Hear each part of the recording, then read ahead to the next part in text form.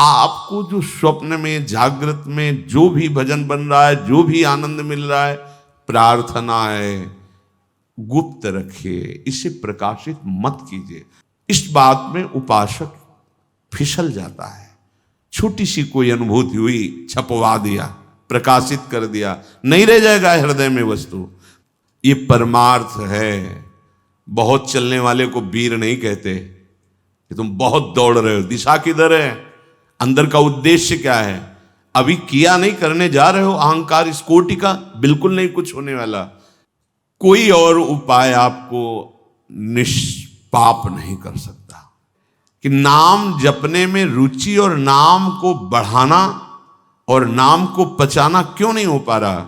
ऐ साधक सावधान, ये महायुद्ध है। इस युद्ध में तुम अकेले हो, पूरा संसार तुम्हारे विपक्ष में। तो कह रहे हैं कि ये दो चीजें दुर्लभ है। पकड़ो दुर्लभ बात।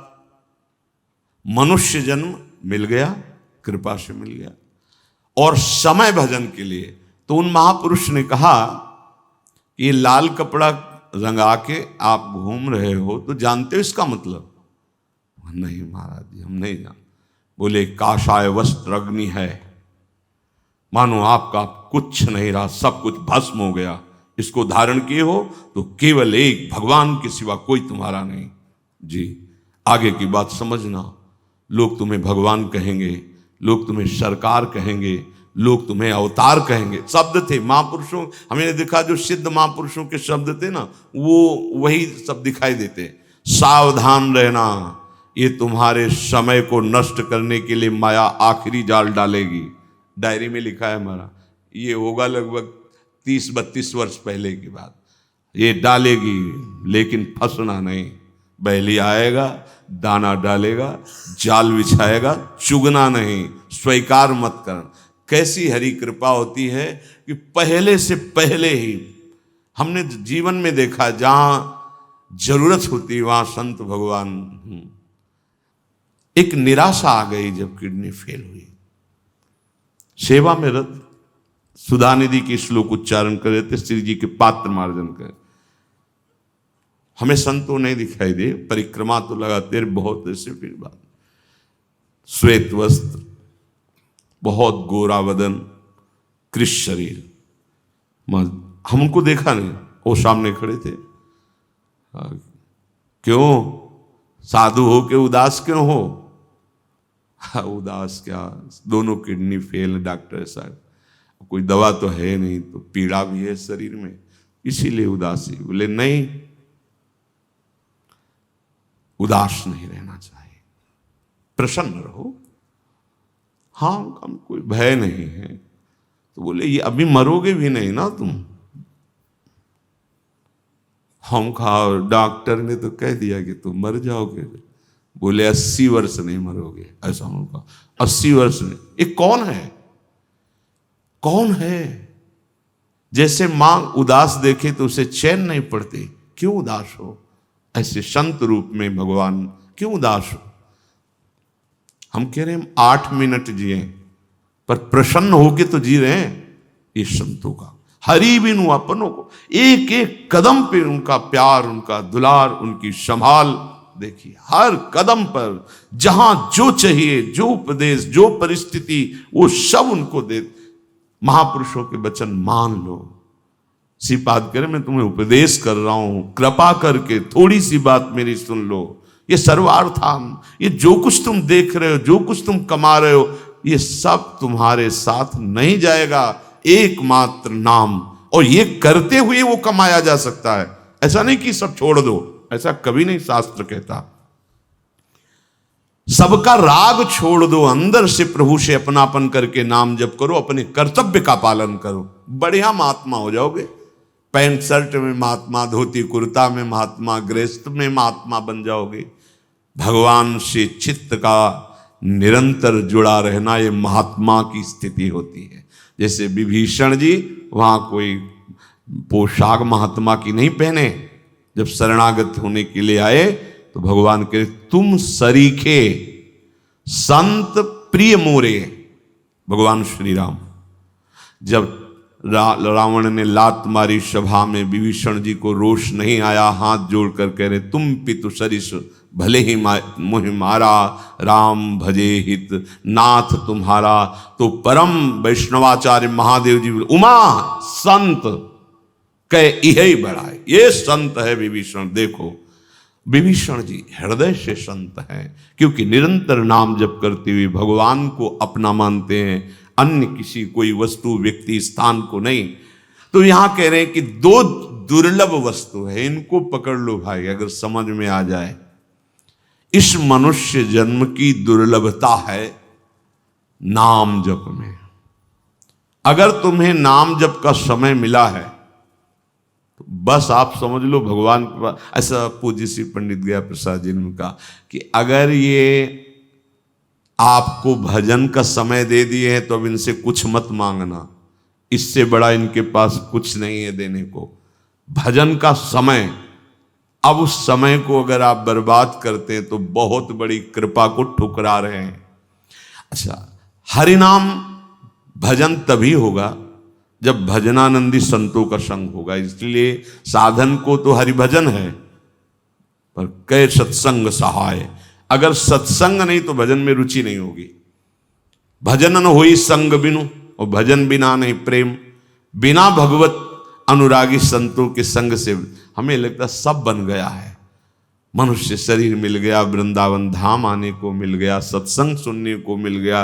अब अगर भजन नहीं करते तो दुर्लभ वार निकल जाएगा, ये दुर्लभ समय निकल जाएगा, फिर आपके हाथ कुछ नहीं लगेगा, बड़ा पछतावा। ये शरीर का गुमान मत करो, अहंकार मत करो, संपत्ति का, परिवार बल का क्षण में नष्ट हो जाने वाला है। जैसे अंधो अंधकूप में गनत न खाल पनार, तैसे ही सूर बहुत उपदेश है, सुन सुन गे कै बार। हरि बिनु अपनों को संसार। जिसे अंधा है, दिखाई दे नहीं रहा, उसे कहो है आगे कदम मत रखना, कुआं है, नहीं माना, कूद गया। अब क्या हाथ पैर टूट गए, हो सकता है मृत्यु भी हो जाए। ऐसे ही तैसे ही सूर बहुत उपदेश है।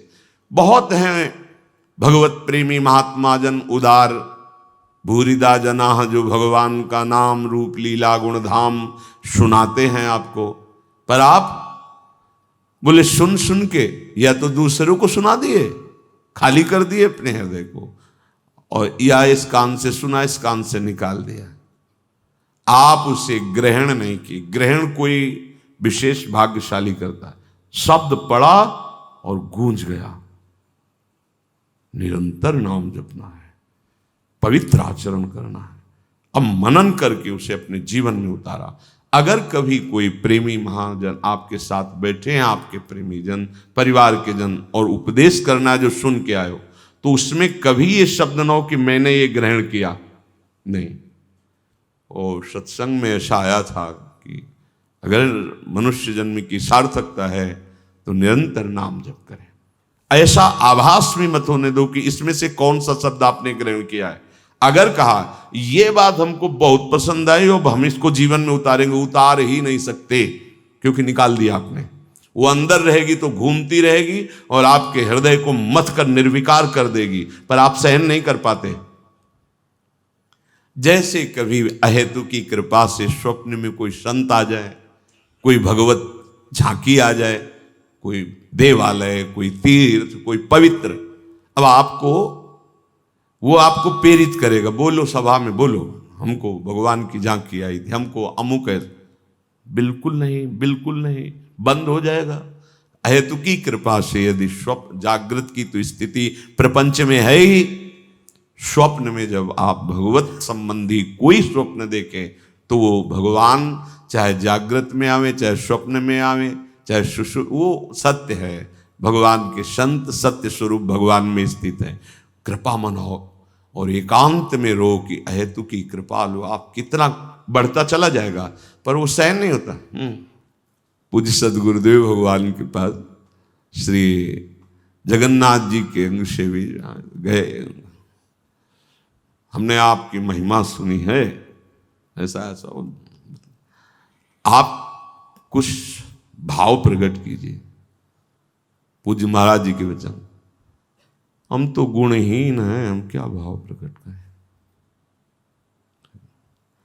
कोई तो आप, वो बार बार उनके साइड में जो सेवक जन थे, ये श्रीअंग सेवी हैं, श्रृंगारी हैं जगन्नाथ जी के, ऐसा वो आप कृपा करके कुछ बोल दीजिए। नहीं, हमें तो कुछ आता ही नहीं ऐसे। बोले ये तो आपकी वैष्णव दैन्यता। दैन्यता नहीं, सही में हमें कुछ नहीं आता। नहीं कुछ तो आप, बस हम तो हमारी श्री जी हैं और तुम कुछ जानते नहीं। चले गए।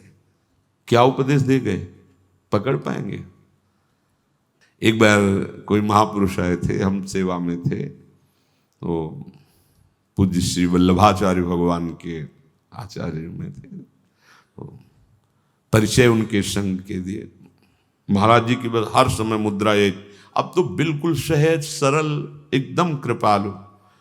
तो जे ही वो आए तो उनके जनों ने बताया कि अमुक अमुक आता, तो प्रणाम किया, उनको आसन में ढाला। महाराज जी अंदर थे, उनका वो पूज्य श्री भगवान वल्लभाचार्य जी के वंश के निज जन आए हैं, आचार्य वयोवृद्ध थे। आए महाराज जी निकल के आए, प्रणाम किया, बैठ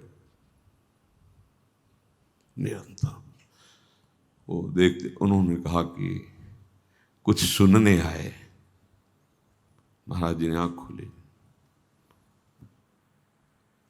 आपसे कुछ सुनने आए। बोले सुनाओ। आज गोपाल रास रस खेलत। हमसे कहा सुनाओ, आज पद सुना। आज गोपाल रास रस खेलत सेवा पद की शाम टाइम होती थी, पूरा पद हो गया। कहा कोई गूढ़ रस प्रिया जी का। वो चाह रहे थे कि महाराज जी कुछ श्रीमुख से बोले। उनका सुनाओ। पी को नाचन सिखवत प्यारी। बस हमारी तरफ कह के बोल, फिर अच्छा हमारी दिनचर्या है, प्रणाम किया, अंदर हो। अपने आदर्श महापुरुषों से शिक्षा लेना चाहिए। स्वप्न जागृत किसी भी स्थिति में कोई भाप ही नहीं सकता। वही धनी है सच्चा परमार्थ का, जो अपने धन को छुपा ले। हाँ, अपने निज जनों से कुछ बचा के थोड़ी रखते हैं। आपको जो स्वप्न में जागृत में जो भी भजन बन रहा है, जो भी आनंद मिल रहा है, प्रार्थना है, गुप्त रखिए, इसे प्रकाशित मत कीजिए। पूज्य श्री कृपा विलास के महाराज जी, उनसे पूछा गया कि आपके जीवन का पूरा सार कुछ शब्दों में। तो उनका जैसे सूखा पत्ता वायु की प्रेरणा से जहां डाल दिया जाता है वहां बस कृपा कृपा। वो आश्रम का भी नाम कृपा विलास। ऐसी दैन्य मूर्ति, ऐसी ज्ञान मूर्ति, और अंदर महारस में डूबे। वाणी से क्या कह रहे हैं? सूखा पत्ता जैसे वायु के प्रवाह से। समझो महापुरुषों को, वो बता सकते थे कि ऐसा ऐसा ऐसा महान कष्ट की स्थिति को सहते हुए भी अपने स्वरूप में स्थित। इस बात में उपासक फिसल जाता है। छोटी सी कोई अनुभूति हुई, छपवा दिया, प्रकाशित कर दिया, नहीं रह जाएगा हृदय में वस्तु। परमार्थ के उपासक को छिपने की आवश्यकता है, छपने की नहीं। और जब फूल में सुगंध आ जाती तो भौरे बुलाए नहीं जाते, निमंत्रण कार्ड नहीं भेजा जाता, मड़राने लगते हैं। जब हरि विशद यश का विस्तार करना चाहते हैं, वो अपने आप हो जाता है, करने की जरूरत नहीं होती। प्रचार अपने आप शुरू कर हरि करवाते हैं, अपना यश गान हरि करवाते हैं, फिर वो संभालते हैं। अपना केवल कर्तव्य है निज बन करके प्रभु के, निज ऐसे कि उस अपनेपन में कोई दूसरा ना हो। और जो अनुभूतियां निज आराध्य देव से हो रही, उनको एकदम गुप्त रखा जाए। पर ये अहंकार नहीं मानता, ये उगलवाने की कोशिश करता है। किसी से तो कह दो, कुछ तो कह दो, वाह आपको ऐसा हुआ, गया गया खेल। बस इस पे सावधान रहना। जैसे अंधो अंधकूप में गनत न खाल पनार। वो नहीं देख रहा कितना गहरा है, हमारी क्या दुर्गति हो जाएगी, और रोका जा रहा है फिर भी नहीं रुक रहा है। भगवान शंकर ने रोका नारद जी को, अब दोबारा हरि के सामने मत कह देना। तो नारद जी विपरीत सोच गए कि इनके पास काम आया तो क्रोध से जला दिया, तो मतलब काम नहीं परास्त कर पाया तो क्रोध तो आ गया, लेकिन हमको क्रोध भी नहीं आया, और ये अब हमें लगता है हमारा यश नहीं सह पा रहे, इसलिए ऐसा कह रहे कि किसी से कहना नहीं। और जब कहा तो जो हुआ कई बार सुना चुके हैं। ये परमार्थ है। बहुत चलने वाले को वीर नहीं कहते कि तुम बहुत दौड़ रहे हो, दिशा किधर है, अंदर का उद्देश्य क्या है, अभी किया नहीं, करने जा रहे हो, अहंकार इस कोटि का बिल्कुल नहीं कुछ होने वाला। ये सत्संग है, परमार्थ की वस्तु को बढ़ाना, उसे बचाना और उसे पचाना, ये केवल सत्संग से ही हो सकता है। इसलिए कहते बिना सत्संग के परम लाभ नहीं मिल सकता। चाहे आप एकांत में जितना देखो करके, परम लाभ नहीं मिल सकता। ये बहुत सुलझा हुआ शब्द है, बिना सत्संग के परम लाभ नहीं मिल। रोज सत्संग हमें नवीन जीवन देता है, नवीन उत्साह देता है, और परमार्थ में चलने की नहीं दौड़ने की शक्ति मिलती है ये सत्संग का। तो कह रहे बहुत उपदेश सुना और सुना दिया दूसरे को। श्रोता इतने प्रवीण होते हैं कि वक्ता से भी ज्यादा होते हैं। क्यों? वक्ता तो जिस विषय को वर्णन कर रहा है उतने, और वो 10 जगह सुने हैं, वो वेदांत भी सुने हैं, वो इतिहास भी सुने हैं, वो भक्ति भी सुने हैं, वो सब सुने हैं। अब सब फर्राटेदार बोल रहे हैं। सुन सुन करके बुद्धि को उसमें आचरण में नहीं लगाया, भर लिया और सुना दिया। सुनी हुई बात अगर हम सुना रहे हैं तो उसमें कथयंति च माम नित्यम तुष्यंति च रमंति च की भावना होनी चाहिए। हम ज्ञानी ऐसा नहीं। और जो श्रोता सोई परम सुजान सुनत चित्त रति करे, जो सुना उसको पहले आचरण में तो उतारो, नहीं शब्द गायब हो जाएगा। बहुत सुना रहे हैं सत्संग, अगर कहीं ऐसा है कि कोई बात आपको अच्छी लगी तो आप ऐसे देखो, ये महात्मा जी ये कह रहे, ये भगत जी ये कह रहे, जरा सुनो, आपका इसमें जो भाव बने तो बहुत बढ़िया बढ़िया। उसमें जो आपने पकड़ा वो शब्द नहीं उच्चारण करना, नहीं तो कह रहे हैं कि इस कान से सुना उस कान से निकाल दिया। एक तो ऐसे श्रोता, दूसरे सुन के दूसरे को सुना दिया, ऐसे श्रोता। कोई बिरला ऐसे होते जो सुन करके आचरण में उतारे। तो श्रीपाद कह रहे हैं मेरी बात सुन लो, ये जितना जो कुछ है तुम देख रहे हो तुम्हारे काम में नहीं आएगा, आखिरी में थोड़े दिन का खेल है, यहां से जाओगे। इसलिए अपने मन को समझाओ कि हरि नाम हरि भजन जैसे बने, भाव को भाव अनखालस हो, नाम जपत मंगल परम मंगल हो जाएगा। जो कोई और उपाय आपको निष्पाप नहीं कर सकता। बहुत सूक्ष्म विषय, शास्त्रों का स्वाध्याय करके, महापुरुषों से वचन सुन करके। जैसे तीर्थयाटन है, पाप नष्ट करेगा, पाप की प्रवृत्ति नहीं, पाप की प्रवृत्ति नहीं, वो वही पाप करवा देगी तीर्थ ही में। इसीलिए हाथी स्नान जैसा, हाथी स्नान के फिर धूल डाल दिया सोने से, क्या फायदा स्नान। इसलिए लाभ नहीं मिल पा रहा। एकमात्र उपाय जड़ से पाप की प्रवृत्ति का नाश कर देगा नाम। आन उपाय प्रसंग छाणिके। अब ऐसा भी देखा जाता है कि बहुत बहुत वर्ष हो जाता है इस मार्ग में, बहुत, चाहे वो गृहस्थ हो चाहे विरक्त हो, अगर सही बात नहीं समझ पाया तो बहुत उलझन होती है।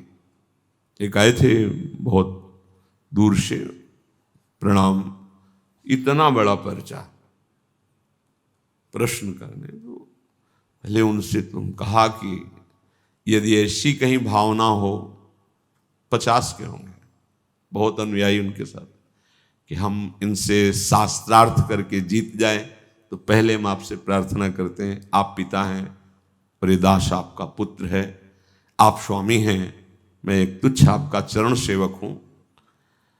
इसकी तो कोई जरूरत ही नहीं, क्योंकि जब तक परास्त ना हो तभी तक ललकारा जाता है, पहले ही परास्त है। यदि सत्संग की भावना से है तो आप प्रश्न कीजिए। परमार्थ का स्वरूप इतना पर्चा, बस इसी का वर्णन था। स्थूल शरीर, सूक्ष्म शरीर, कारण तीनों का ही था। आत्म तत्व तक कहीं पहुंच नहीं थी। और ज्ञान नगरी से और परम ज्ञान मार्ग, लक्ष्य पे मारो बाण। इधर उधर पेड़ है, फिर डाल है, फिर उस डाल की तनी में फिर एक चिड़िया है, पूरे चिड़िया की खोपड़ी, फिर आंख है। हट द्रोणाचार्य, हट हटो, रखो धनुष। सबसे अर्जुन, चिड़िया की आंख में बाण संधान करना है। अब बोलो क्या दिखाई दे रहा है? बोले गुरुदेव सिर्फ चिड़िया की आंख, संधान कर, सबसे बड़ा धनुर्धर विश्व में तू होगा। ये बात समझो। हमें पेड़ नहीं देखना, तना नहीं देखना, टहनी नहीं देखनी, चिड़िया नहीं देखनी, चिड़िया की आंख देखनी, निशाना लक्ष्य पे। ज्ञान में तो आत्मस्वरूप में स्थित, भक्ति में तो भगवान के प्रेम की प्राप्ति। इधर उधर पूरा जीवन व्यतीत हो जाता है। आदेश कर रहे हैं, आन उपाय प्रसंग छाड़िक। हमें और कोई प्रसंग नहीं और कोई उपाय नहीं, मन और वचन और कर्म से निशिदिन नाम लेत ही रसना। फिर जो प्रेम रस माचे, इही विधि सकल लोक में बाचे। कौन कहे अब साचे। कोई भी लोक में तुम्हारा कुछ नहीं बिगाड़ सकता यदि नाम चल रहा है। कोई भी नहीं। समस्त लोगों से बच जाओगे, बंधनों से, आसक्ति से, राग से, दुर्व्यवहार से। रात दिन नाम।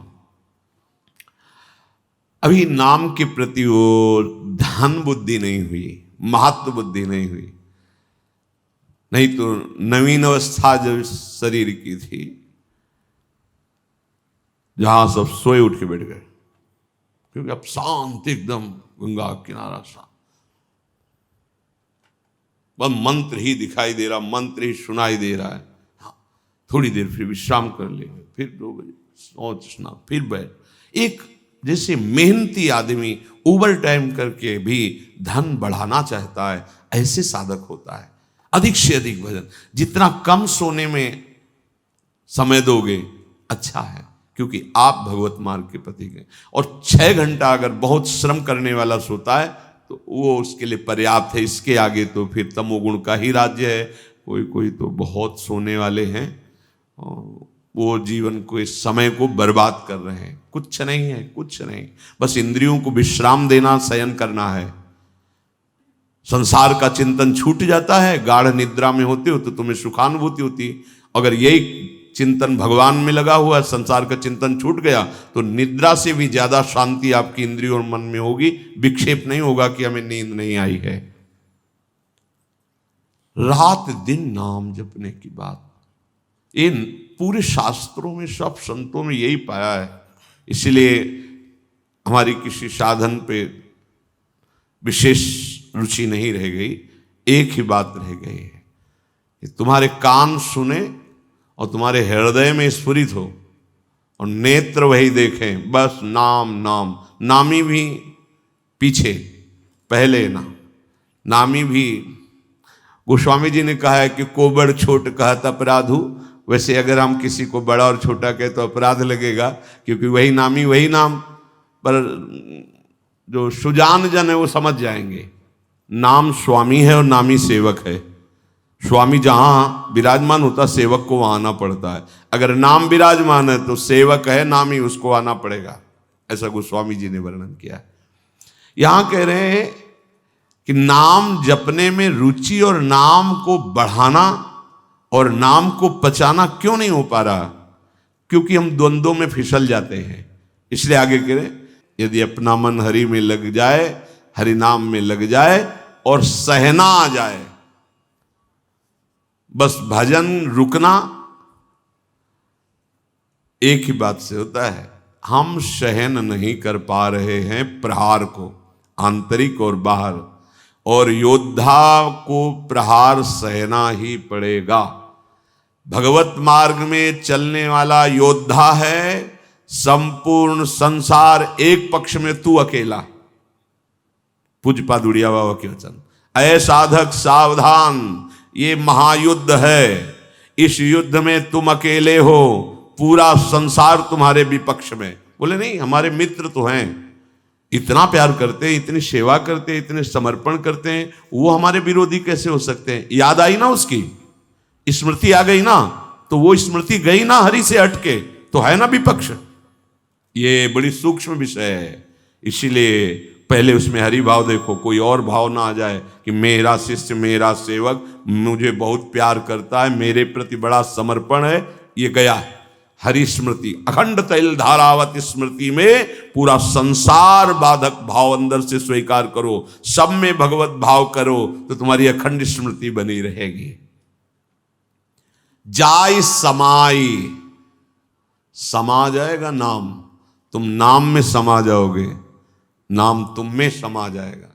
अभी वो स्थिति का स्वाद नहीं चखा, तो इसलिए वो समझ में नहीं आएगी। कोई धड़कन ऐसी नहीं जो नाम से खाली हो जाए। देखो तो अभ्यास करके, जैसे हर जगह पकड़ो तो धड़कन हो रही ना नसनाड़ियों में, ऐसे नाम संचरित हो जाता है, जपना नहीं पड़ता, अपने आप वो स्फुरित होता है। तभी तो आनंद में माचे, मस्त हो जाता है आनंद में। ऐसी उमगन किसी भी साधना में नहीं जो नाम प्रदान करता है।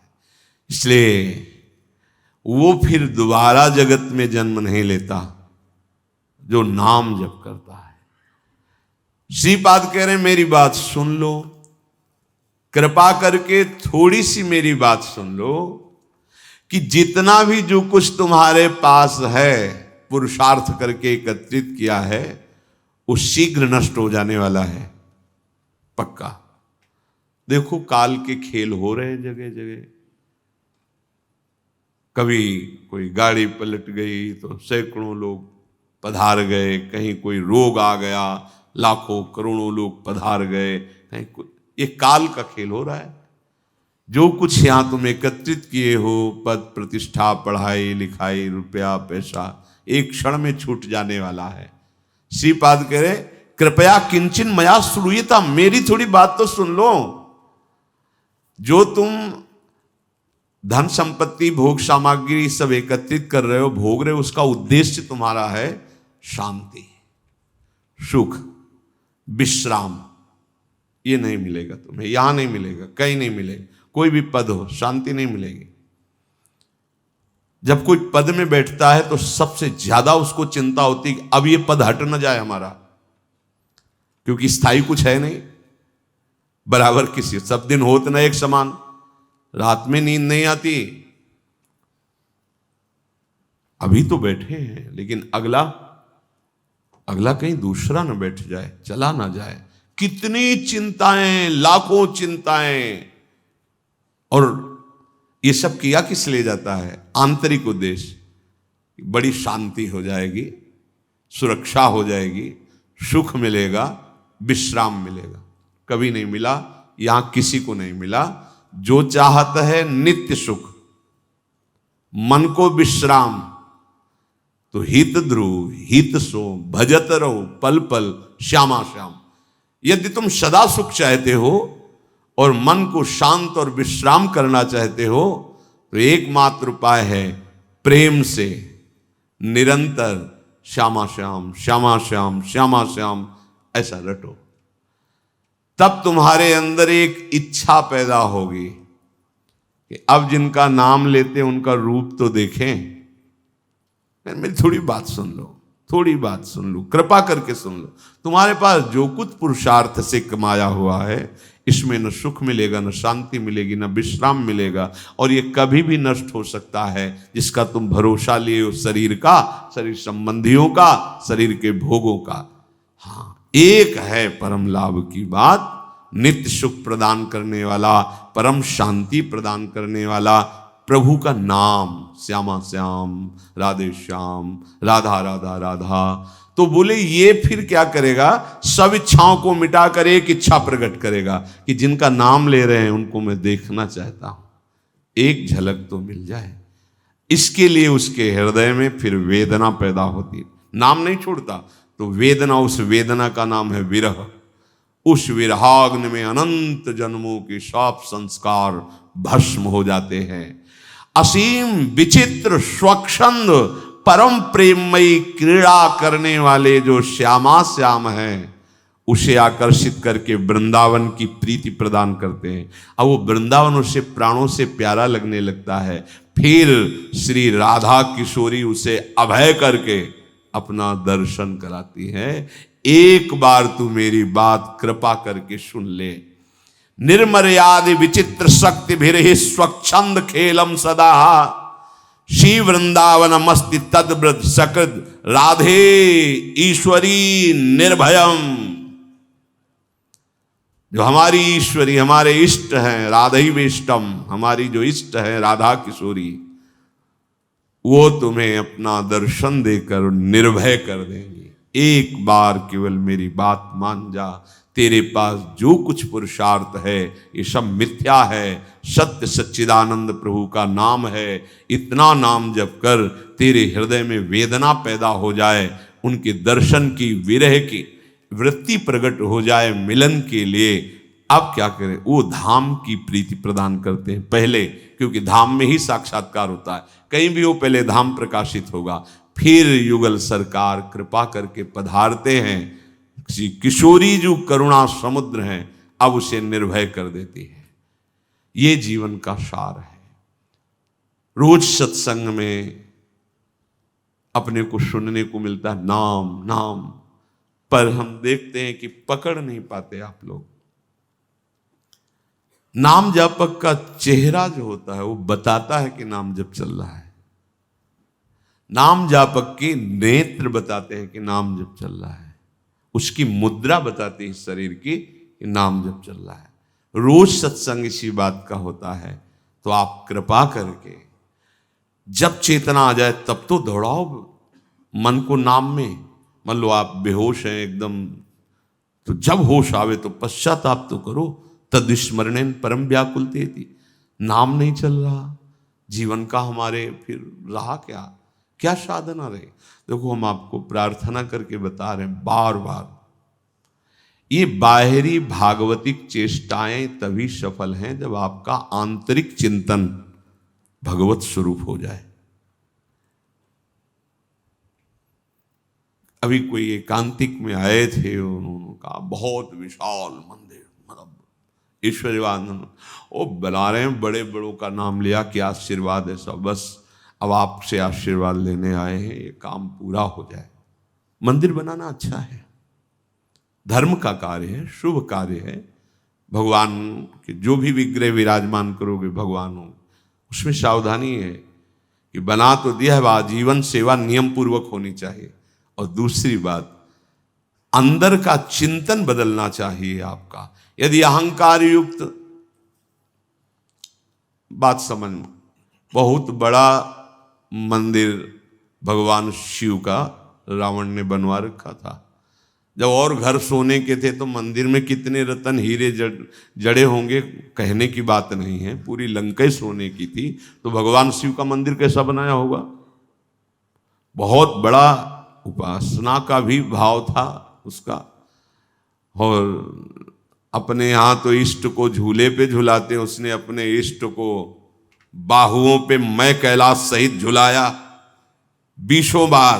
वो खुद अपने मुख से वर्णन किया, शिव सहित ऐसे।